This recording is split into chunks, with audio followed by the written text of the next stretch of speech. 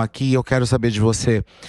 Nesse caso, por exemplo, a produção assistindo, que ele estava avançando, no caso o cara de sapato, você deve ter assistido, visto as cenas, né? Que ele joga ela, abre a perna dela, põe a mão na virilha. Você acha que ali poderia ter tido um sinal sonoro, por exemplo, e se nesse caso eles podem também serem indiciados? A produção, a direção, enfim. Vamos lá, é muito boa a sua pergunta, Felipe. A questão é o seguinte, nós temos aí uma situação que até pode ser caracterizado, vejam, tem que analisar bem o caso.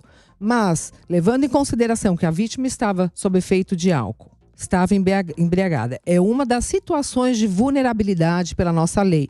Nós temos 3 situações de vulnerabilidade. Menor de 14 anos, uma pessoa que é acometida por alguma doença que a torna incapaz de oferecer resistência e por qualquer outra circunstância, que essa terceira situação, a vítima não entende o caráter ilícito daquela situação e não consegue também se defender. É essa situação de mulheres sob efeito de álcool, de droga, ou que há algum poder intimidatório, como o caso do João de Deus, que eu atendi as vítimas ali, havia um poder de intimidação espiritual, elas não conseguiam se defender. Foi considerado vulnerável. Por que eu digo isso? Há uma linha tênue entre essa situação, tem que verificar, tem que investigar, entre o ato de importunação sexual e o estupro de vulnerável. O estupro de vulnerável é um crime hediondo, cuja pena é de 8 a 15 anos de reclusão e pode complicar a situação dos 2 participantes do Big Brother. Tem que se verificar, no meu entendimento, pode sim ser um caso de estupro de vulnerável. Até isso porque pode ser considerado estupro? Pode ser considerado estupro. Ele usou força para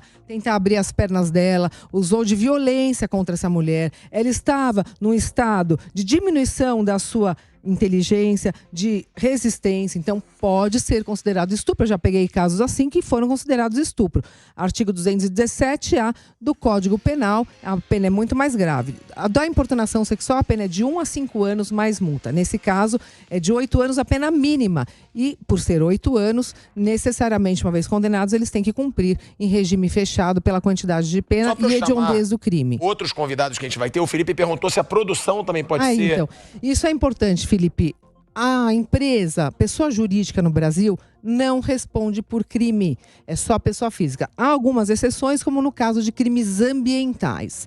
Mas quem responde por crime no Brasil é a pessoa física. É aquela pessoa que comete um ato previsto no Código Penal, um ato comissivo ou omissivo, previsto no Código Penal como crime. Tem que ter uma lei anterior à prática desses fatos que defina aquela situação como crime pelo princípio da legalidade, da anterioridade, estão previstos na nossa Constituição.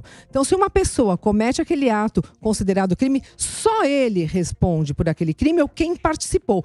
Pessoa física. A pessoa jurídica não tem essa responsabilidade. O direito penal, a responsabilidade é direta. É quem comete o ato ou de alguma forma participa. Facilita, orienta, fica fazendo vigília para que ele não seja pego. Então aí temos um concurso de pessoas ou até a formação de quadrilha. Então a emissora não responde criminalmente. Porém, pode responder civilmente, responsabilidade civil, por danos morais, danos patrimoniais. Aí tem que verificar qual foi a atuação, se ela atuou no momento certo, se eles têm um compliance com regras específicas no caso de violência contra a mulher nos programas, se tem um compliance na própria emissora contra assédio sexual, assédio moral, violência contra a mulher, para verificar qual será a indenização aplicada nesse caso concreto.